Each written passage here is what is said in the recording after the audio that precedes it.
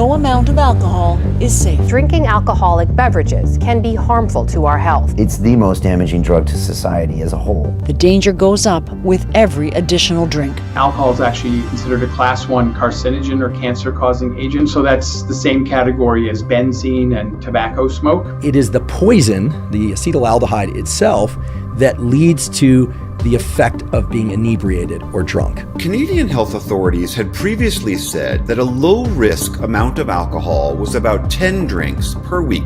Your risks start to increase at 1 standard drink per week. Even just 7 glasses of wine across the week, there is going to be some degeneration of your brain in response to that alcohol intake. I was wanting to be a certain person, but making all the wrong decisions. Citing some of this research about alcohol's impacts, suggested lowering that to 2 drinks per week. In Western cultures, alcohol is the most harmful drug overall because it's the most harmful drug to society, because it's the most widely used drug. A very small percentage of individuals in the world can quit anything on their own. And really, our main message is that less is better. When it comes to health, less is more. What do we know about alcohol's impact on us? Alcohol is one of the leading behavior-related causes of health problems and deaths, and also some social problems and economic costs, ranging from things like injuries and accidents to cancers and actually heart and cardiovascular disease. Shoveling alcohol, hiding away the problems has been something we've become very expert at. But the really sad statistic is that only 10% of people suffering from an alcohol use disorder seek treatment.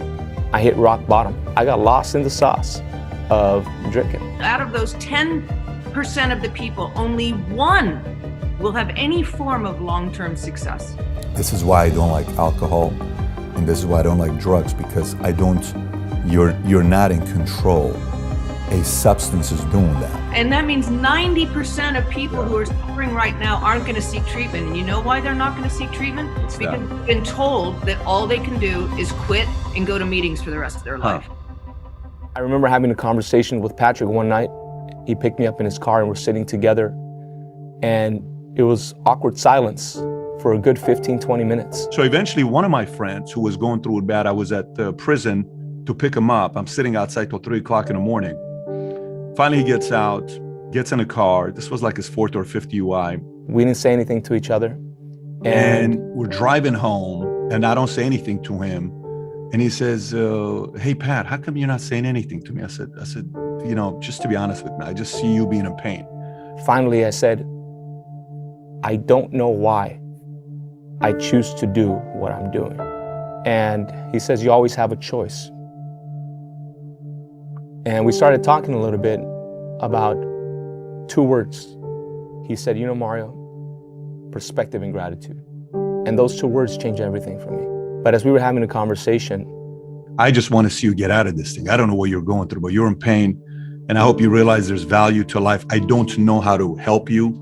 I don't have a method. The only thing I know is what I've seen others go through, whether it's AA and all these other programs. He went into asking me who I want to be, what do I want to do?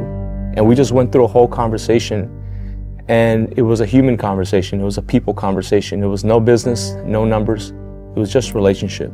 But I hope you figure out a way to get through this. Do you know that I love you? Yes. Do you think I care about you? Yes. Do you think I want the best for you? Yes. Do you want to be friends long term? Yes. Are we family? Yes. Do you want to change? And that's the one where I got stuck.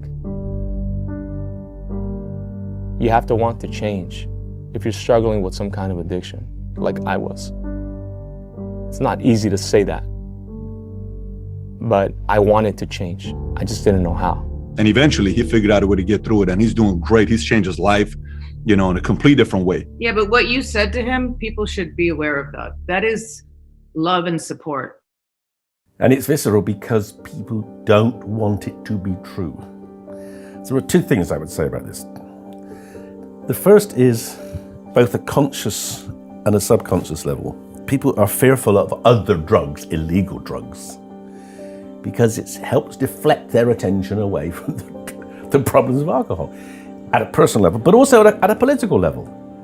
Politicians love to get hysterical about a new drug because it means they can do something about drugs, and they don't have to be held to account over their failure to deal with the problems of alcohol. Right. So that's the first thing. The second thing is that I would say that there's almost no family in Britain, if you look at an extended family, 3 generations, in which doesn't have someone who's been damaged by alcohol through addiction, through violence, traffic accidents, or being a victim because of someone else who was drunk and violent. Right. Almost every family in Britain is affected, but we don't own up to it. Right. We kind of push it under the carpet. You know, we know there's a problem, but we don't talk about it because, well, we don't know what to do about it. We're embarrassed, and so that shoveling alcohol, you know, hiding away the problems has been something we've become very expert at. We know the pharmacology of alcohol in the brain and how it does that. We can explain an enormous amount of what's going on with alcohol.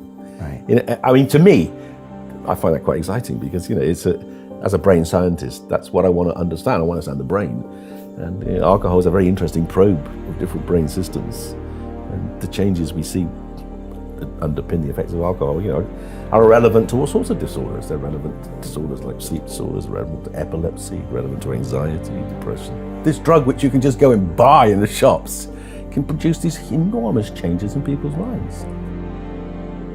Sometimes some habits can turn into lifestyles, and certain lifestyles don't lead to all the benefits and all the amazing things that life has to offer.